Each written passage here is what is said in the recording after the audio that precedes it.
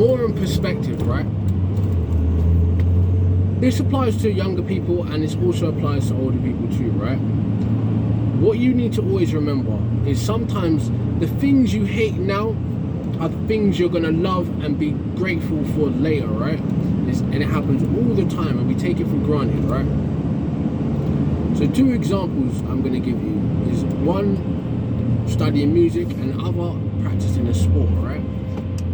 When you was young, right, and I'm gonna speak from my personal experience, right? When I was young, I used to be quite involved in music, right? My dad was a musician. He played with his bands and multiple different things within the music industry, right?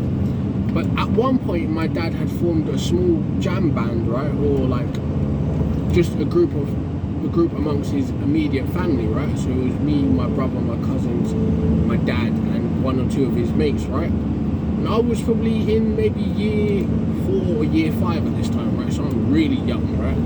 And he would have me play the keyboard, right? So he would teach me enough I needed to know to play the keyboard in the jams, right? In the songs, right?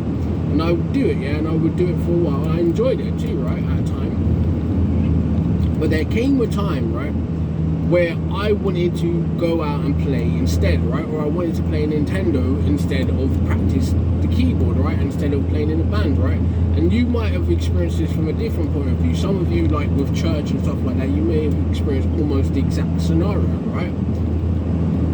But the point of it is this, yeah? At the time, I hated it, right? But I loved it at the same time. When I did it, I enjoyed it, right? But when I wanted to do something else, I hated the discipline of it, right? And what it meant, right? Now, at the time, it didn't make sense to me, yeah? Why can't I just go out and play? Why can't I just play the computer instead of playing a stupid keyboard, right? That's, of course, what I was thinking at the time, right? But the appreciation of it comes after the fact, right?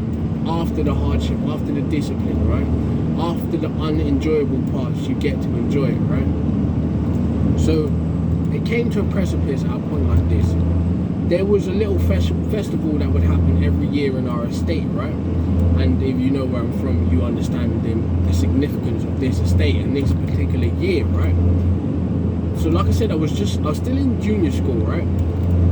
And the little band that my dad had formed was going to play a show, right? His first little live show, and it was going to be at this festival, this event, right?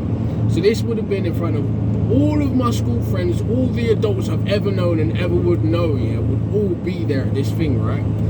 So of course I felt the pressure of it, and I thought, I don't know if I want to do this, right? This is kind of weird. I've never been in this kind of situation before, right? This would have been the first time outside of school stuff that I would have been performing music in front of a crowd, right? So I did it anyway, right? With all the butterflies, with all the dislike and distrust of the situation, I did it anyway, right? And it turned out pretty cool. It turned out fine, right?